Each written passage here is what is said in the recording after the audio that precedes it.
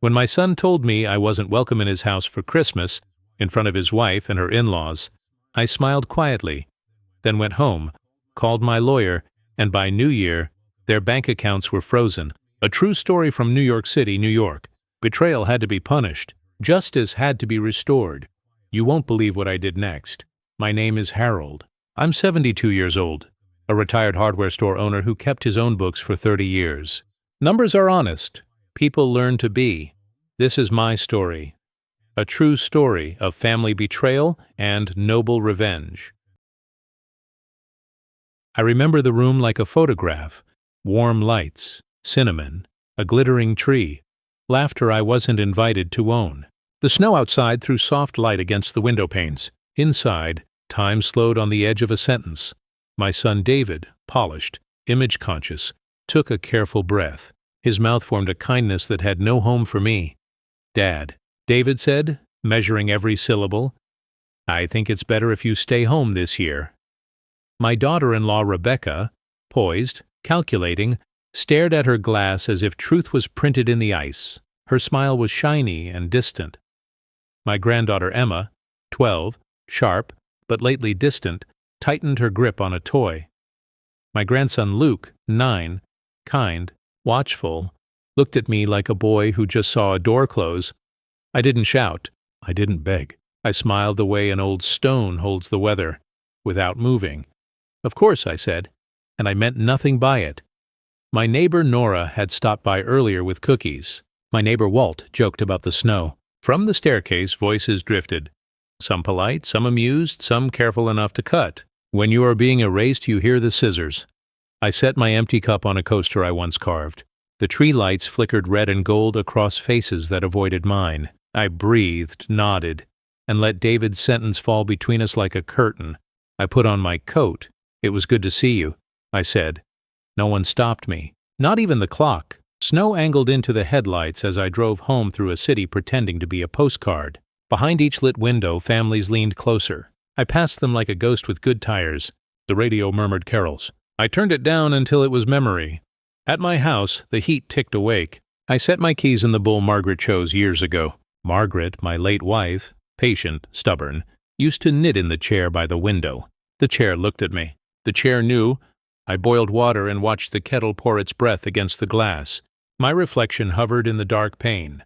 A man who paid mortgages, college bills, hospital fees. A man who taught a boy to tie a tie and a girl to drive slow in the rain. A man who was told to stay home for Christmas. I walked to the shelf and touched the chipped wooden star Margaret carved when money was tight. "It will brighten the table," she had said. I set it down.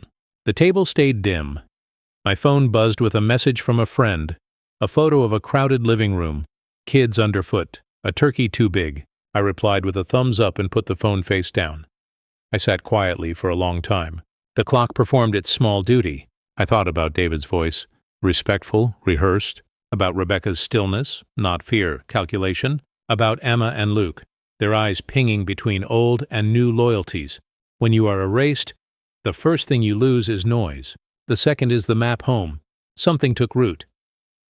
In the morning, there was frost on the porch rail. I shoveled the walk because bodies remember dignity even when houses feel too big. Nora waved from the sidewalk.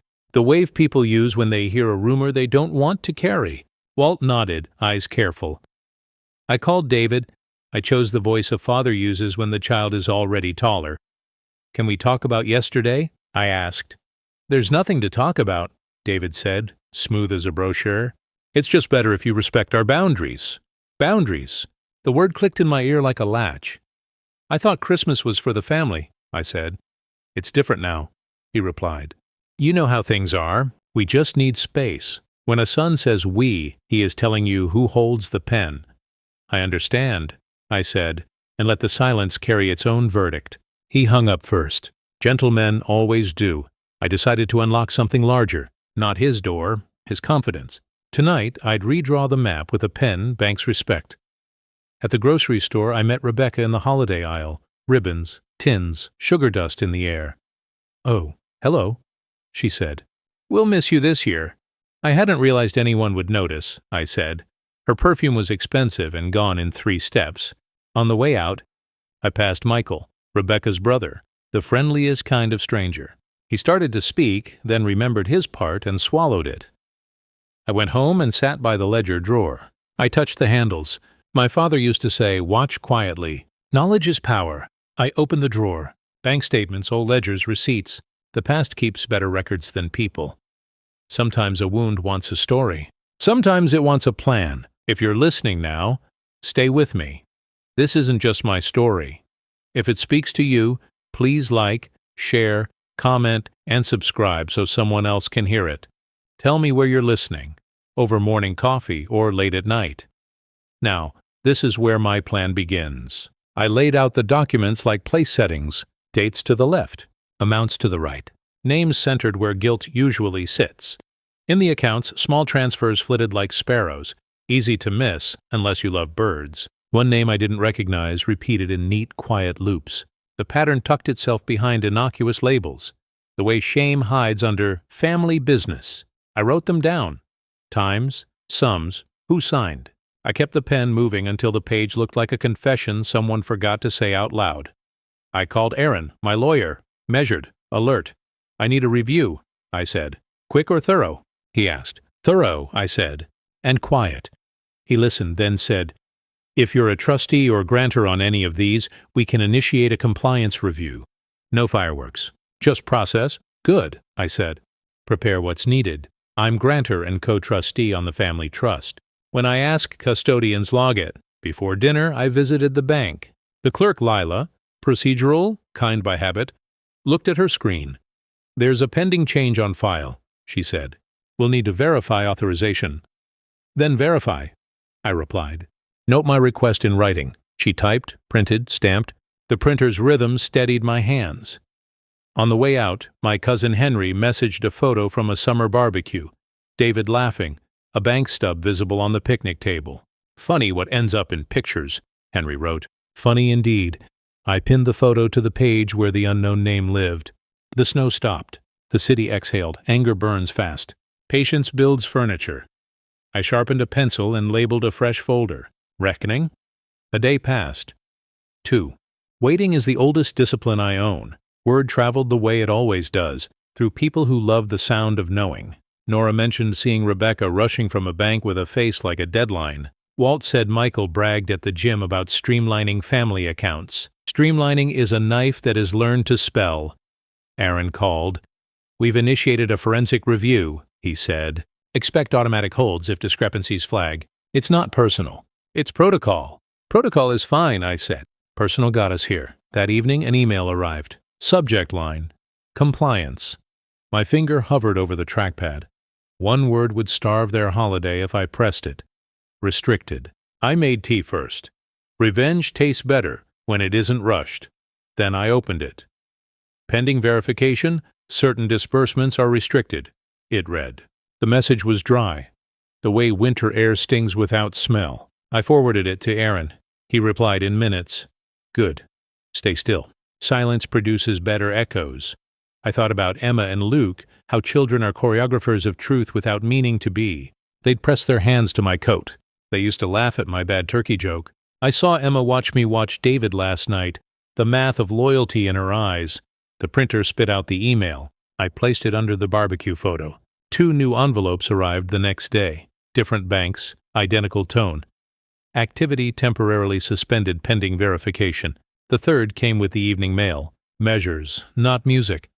I stacked the letters beside the chipped wooden star. Margaret loved order. I imagined her smoothing the tablecloth before guests arrived. Justice, she believed, is hospitality. You prepare in silence before serving. I set the table for one and ate with my hands open. The city turned from white to gray slush and back to glass. I walked to the post office with certified envelopes secured in a rubber band, each addressed to a custodian who knew my name. Paper moved faster than gossip, slower than anger. Exactly the speed I needed. A child down the block tested a new sled. The street forgave him every collision. I envied how loudly childhood fails, how quickly it tries again. At noon, Aaron called from a number I saved under steady. "They've received everything," he said. "Expect notifications to hit before the holiday. Holds will read as temporary, but they change the weather in a house." "I'm patient," I said. I know, he replied. That's why they'll feel it. In the afternoon, I saw Michael step out of an ATM vestibule, eyes narrow, jaw grinding in the air. He lifted a hand halfway to wave, then remembered his part and put it down. Courtesy is the most precise weapon I own. I nodded once. He swallowed. At home, I placed the latest confirmations beneath the star. I breathed in the quiet until it felt like company. I stood at the window and watched the lights across the street. David's house glowed warm, a stage before the curtain. I'm not here to hurt you, I told the glass. I'm here to teach you how to count, the kettle hissed. The clock agreed. On the last afternoon of the year, one more letter slid through the mail slot with official edges. Compliance division in the corner. Plain language inside. Access restricted pending audit. I set it on top of the stack, smoothed the corner, and turned off the lamp. By New Year, their accounts were frozen pending audit. Morning laid a thin lace of frost across the porch, the kind that dissolves when you breathe on it. I breathed. It was held. At the table, the reckoning folder had grown heavier, though paper weighs the same whether you tell the truth with it or not. I opened the page with the transfers. The unknown recipient sat there, repeating like a quiet cough. RB Family Holdings, LLC. I ran the acronym in my head. Not righteousness, not remorse. Rebecca. I wrote it out, full and unblinking beneath the letters, RB Chewy, Rebecca. The pen stuttered once and then flowed. I called Aaron. I have a pattern in a name, I said. Does the name link to the trustee chain? He asked. It links to my patients, I replied, and to the barbecue photo my cousin Henry sent. Date matches the first transfer. Good, Aaron said. We'll request custodial confirmations and a vendor file. If she used an LLC tied to a relative's address, this won't be hard to show. At noon, I visited the bank again. Lila recognized me by the folder. Sir, Lila said gently, your verification notes are logged. For vendor entities, we'll need to check signatory authority. You check, I said. I'll watch. Lila printed a receipt confirming entity payee verification pending. The stamp echoed inside the small room like a shoe in a church. Firm, not loud. Back home, I slid the receipt under RB Family Holdings, LLC. The chipped wooden star watched from the table center. Did you know? I asked the star. It said what quiet things say. Keep going. I poured tea and waited, the kettle's breath fogging the window into a mirror where a father looked more like a ledger than a man. By mid-morning, word moved faster than snowplows. Nora tapped on my door with a neighbor's concern and a reporter's training. I ran into Michael, she said, stepping inside with her careful shoes. He said everything is a misunderstanding. He used the word confused about you. I told him your mind is sharper than my best knife. Kind of you, I said. Knives are useful. She set down a small envelope. Inside was a printed photo she'd taken at the summer barbecue. David in mid-laugh, the bank stub in frame, numbers clear enough to read if you've paid bills for 40 years. Keep it, she said. People forget what ends up in the background. When she left, my phone chimed. An email from a bank's advisory desk. Subject line, soft as a slap. Wellness outreach and client support. I opened it and read the sentence that told me where the battle would be fought next. We understand there have been requests related to account controls. To ensure client well-being, we may conduct a check-in regarding potential cognitive concerns. They would try to erase me by flattering my age. Fine. I'd answer with numbers no rumor could subtract. Forwarded the note to Aaron with a single line.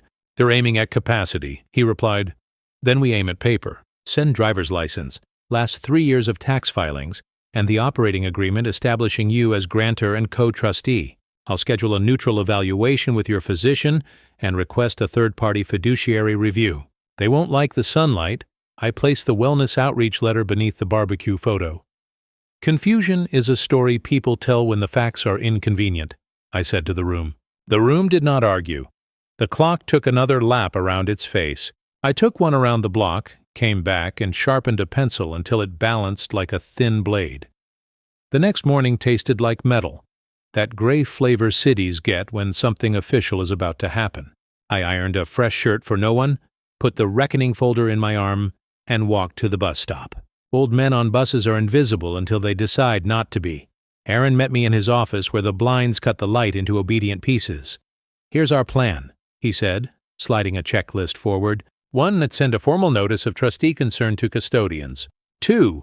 Request vendor validation for RB Family Holdings LLC. 3. File a temporary compliance review citing your co-trustee authority with supporting docs. 4. Preempt the wellness tactic by initiating your own third-party assessment. I prefer to open the door before someone pretends to break it, I said. We called Lila from his desk. Speakerphone low.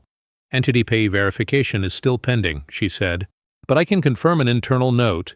Multiple transfers to RB Family Holdings LLC align with the dates on your documentation.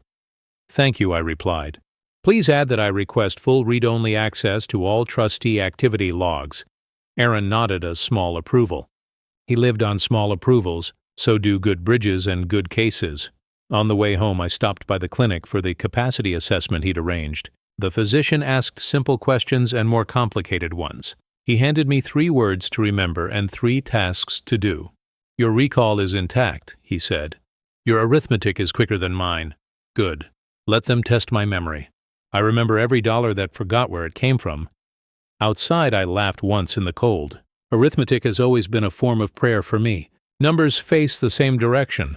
I went home and aligned the day's receipts under the chipped star until the edges squared like a decision.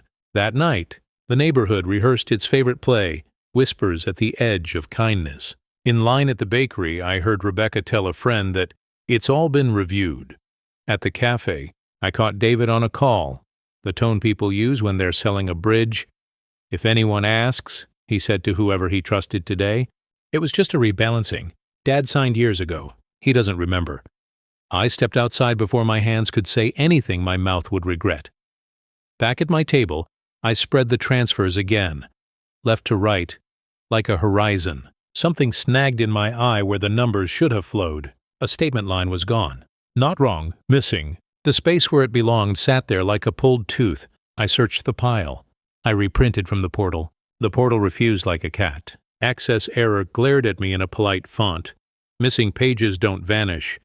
They hide under someone's name tag. I was about to lift the carpet. I called Aaron. They pulled a page, I said. They don't pull pages, he answered. They misfile them, he exhaled. Check your cloud backup and the barbecue photos timestamp. If dates match the gap, we can show continuity and intent. I'll also request a log of document access history from the custodian. Access logs timestamp who looked, what changed, and when. Nobody deletes in a bank. They only hide under a rug with a badge. A knock at my door. I opened it to Nora again, holding out a small plastic sleeve. I was tidying, she said. Found the original print of that barbecue photo. The timestamp is right on the back. You'll want the back. The back showed a date that matched the missing line like a twin that learned to stand straighter. Thank you, I whispered. Don't thank me yet, she said gently. Make it count. I slid the photo behind a plastic sheet.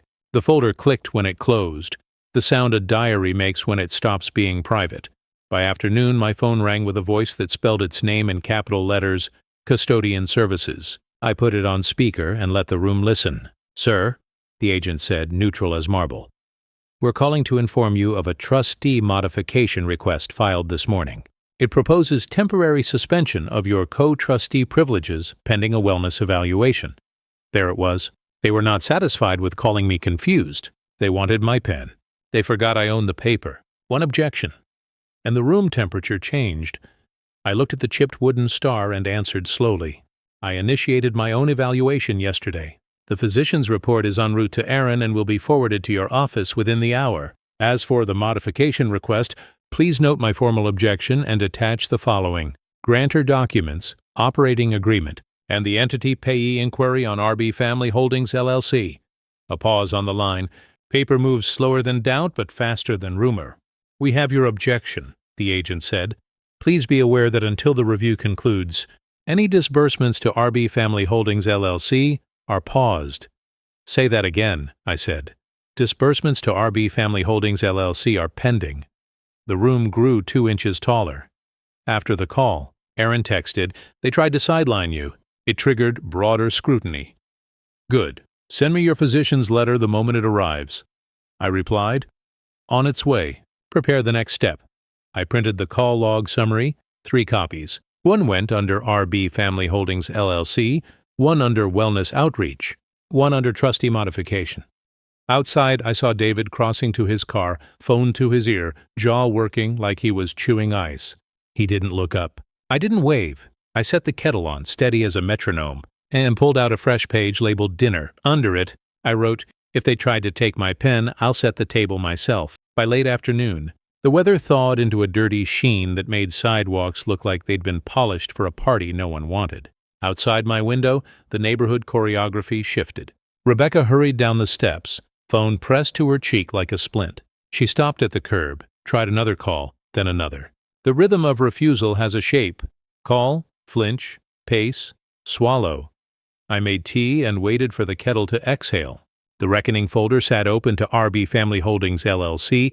A small note from Aaron clipped at the corner read, "Custodian confirmed entity disbursements paused across institutions. Multiple custodians using matching language means independent systems saw the same risk."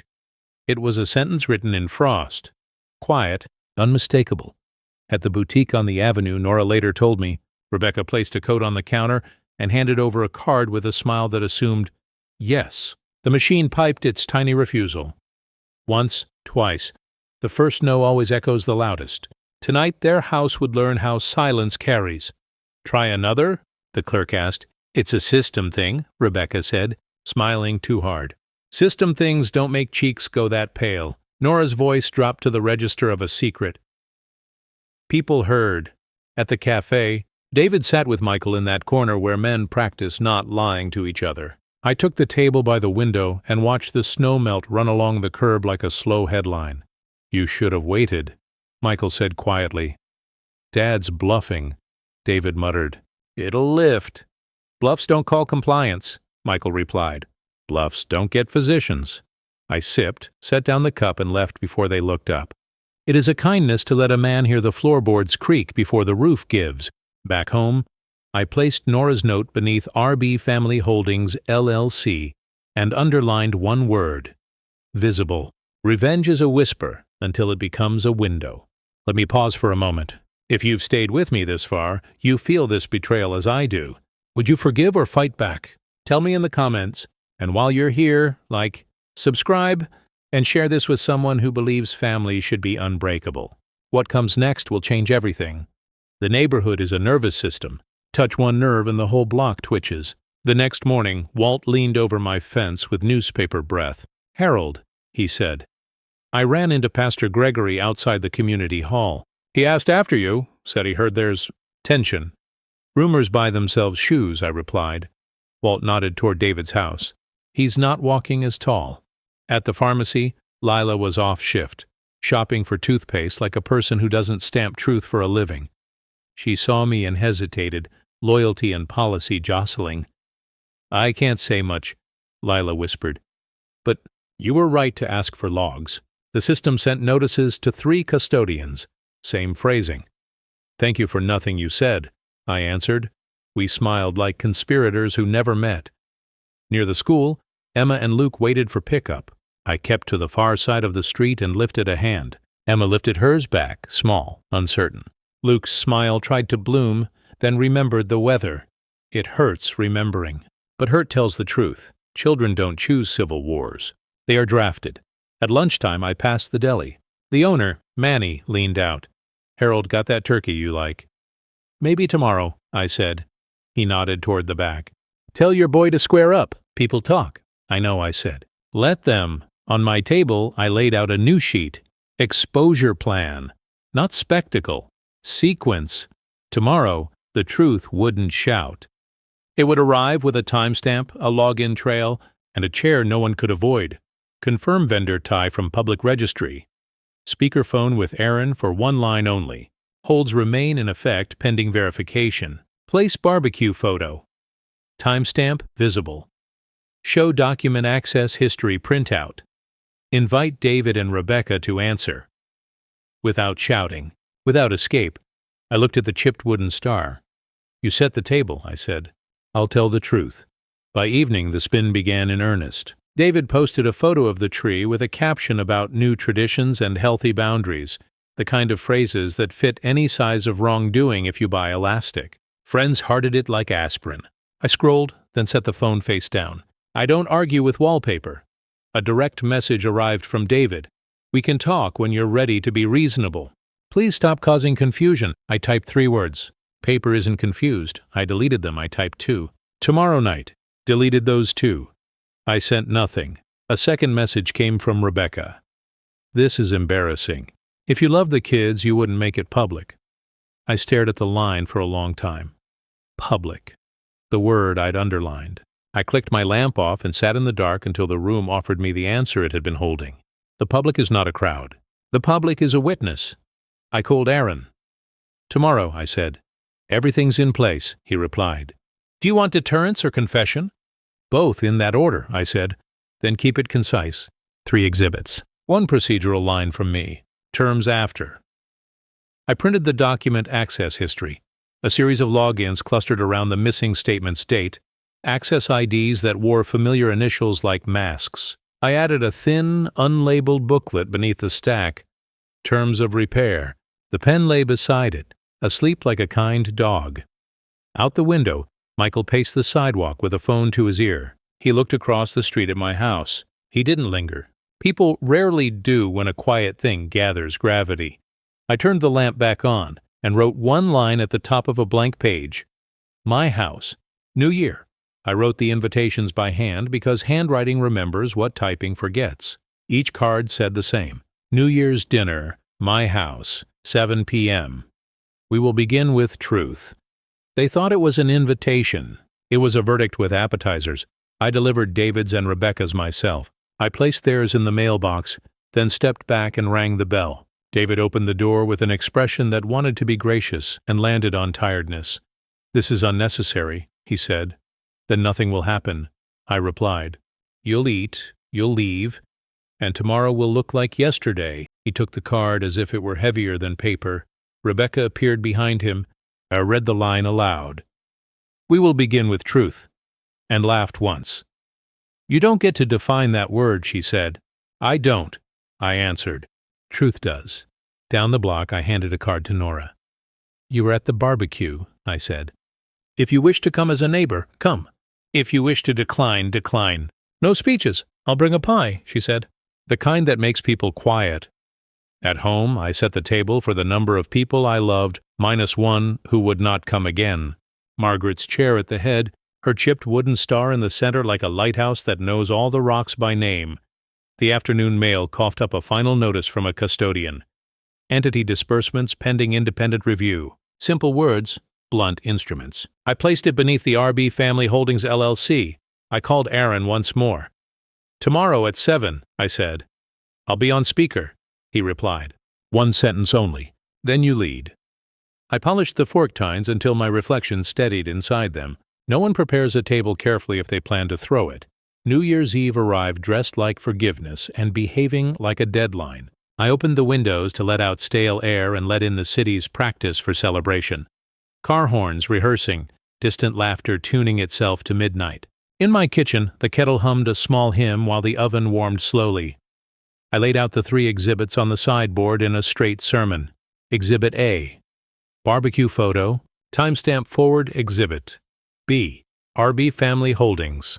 LLC registry print and the custodian pause notice. Exhibit C. Document access history with the missing statement window circled in a pen that did not shake.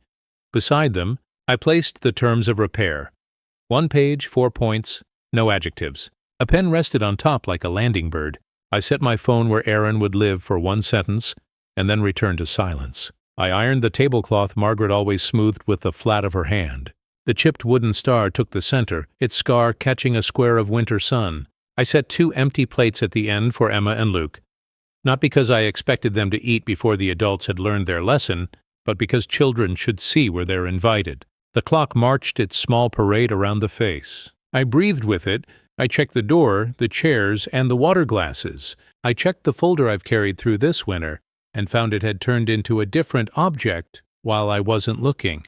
Not a weapon, a mirror. I turned off the kettle, smoothed the cloth once more, and stood at the window where I first measured my absence. Across the street, David's lights were on. Behind them, movement. The shape of a man collecting words. The shape of a woman counting exits. I didn't wish them pain. I wished them the truth. I blew out the match I hadn't struck and said the line into my empty house so it would be ready to hear it later. Tomorrow night, they'll sit at my table. At 7 sharp, the bell rang once, clean, punctual, guilty. Through the frosted glass, I saw David standing stiff in his wool coat, Rebecca 2 steps behind, face tight enough to crack. Emma and Luke clung to the doorway, silence like it might decide for them. I opened the door. "Come in," I said. "Dinner's warm. Truth's warmer." The heat from the hall carried roast and memory. Nora had already set her pie on the sideboard. Walt stood near the mantel pretending to study the clock. Witnesses know how to disappear in plain sight. David's eyes swept the table, the chipped wooden star gleaming in the center. Margaret's chair left empty but waiting.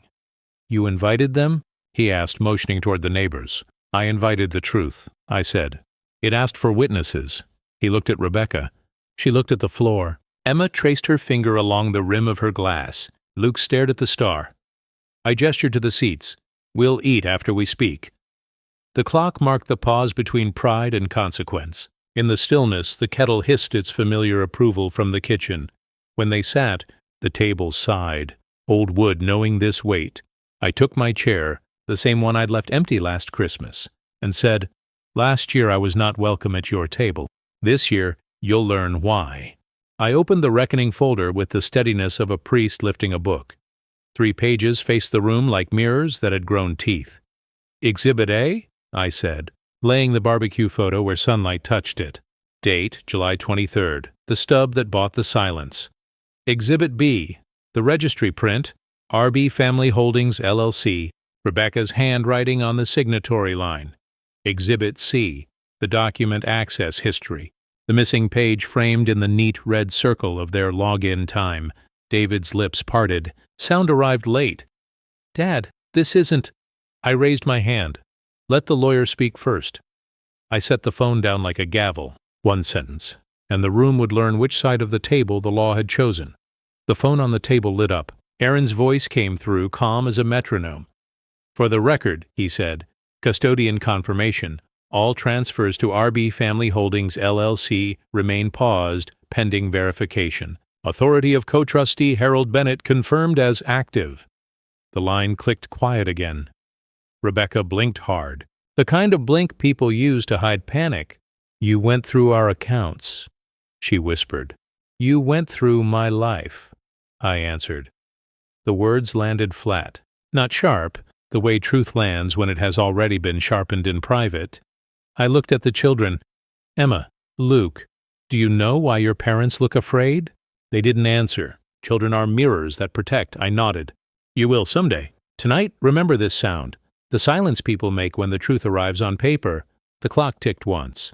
No one moved. Rebecca broke first. "Pride always goes before paperwork." "I didn't mean for it to escalate," she stammered. "It was supposed to be temporary. David said we'd—" "Rebecca!" David snapped, his voice cracking like glass in heat. "Stop," I said quietly. "Both of you. Lies echo. Truth teaches." He turned toward me. "You've humiliated us." "No," I said. "You did that the day you locked the door on Christmas." Nora coughed softly into her napkin. Walt pretended to straighten a candle. "Neighbors know when morality walks through a room. They make space for it." David's jaw shifted side to side. His eyes found the photo, then the printouts, then the signatures. His own name, his own handwriting. His face folded into the kind of disbelief that only comes when guilt meets evidence. "Dad, I can explain." "Don't," I said. Explaining is what liars do instead of apologizing. Rebecca's hand trembled as she reached for the water glass. "We thought you were slipping," she murmured. "We thought we were protecting the estate." "From me?" Her shoulders dropped. Yes, the word hung there, small and cowardly. I let it live for a moment before answering. "You protected the estate by stealing from its maker. You protected the children by teaching them deceit. You protected your pride by selling your father for convenience. I hope the exchange rate was fair." The kettle clicked off in the kitchen. No one moved to pour. The sound filled the room like applause from ghosts.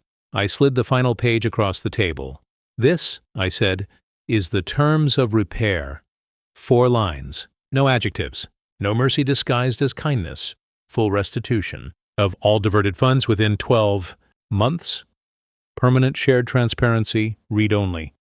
Access for me to every family trust. Account a written apology to Emma and Luke, to be placed in the family Bible where lies once slept.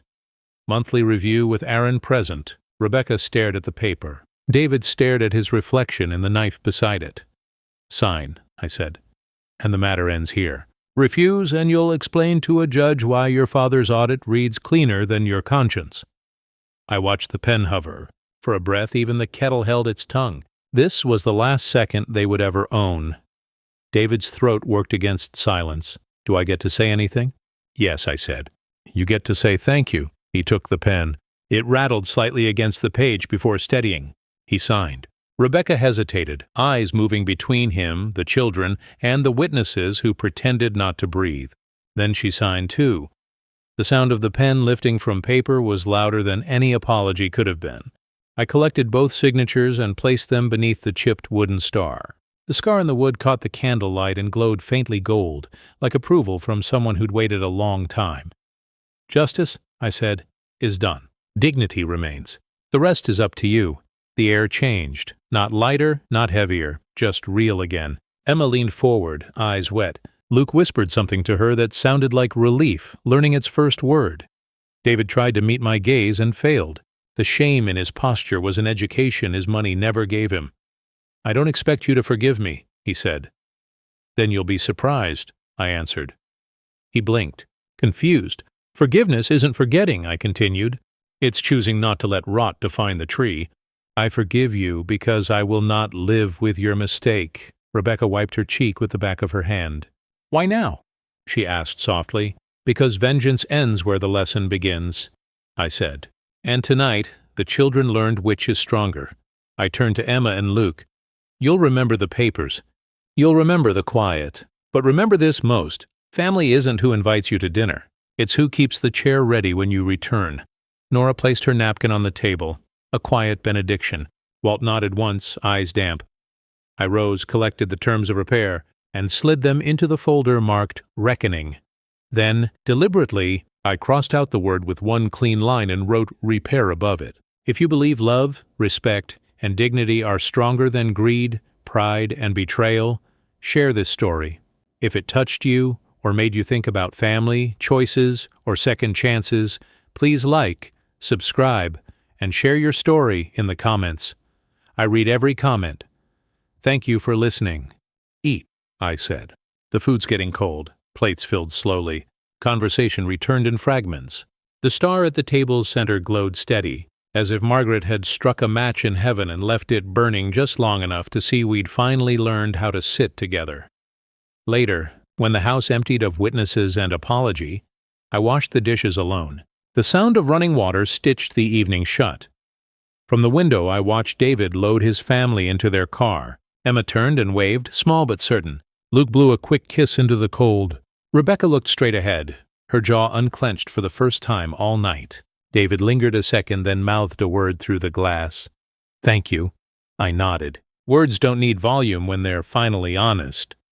I dried my hands, poured one last cup of tea, and carried it to the table. The terms of repair, signed and sealed, rested beneath the chipped wooden star. Its shadow lay across the signatures like a hand in blessing. I whispered into the quiet. They thought they erased me. Patience wrote me back in. Outside, fireworks cracked the horizon open. Inside, peace answered softly. I lifted my cup. To Margaret, I said. To the truth, that doesn't shout. The clock struck midnight. I smiled. Not the smile of a man who won, but of one who remembered what winning was for. Justice had spoken, forgiveness had stayed, and dignity kept the last word.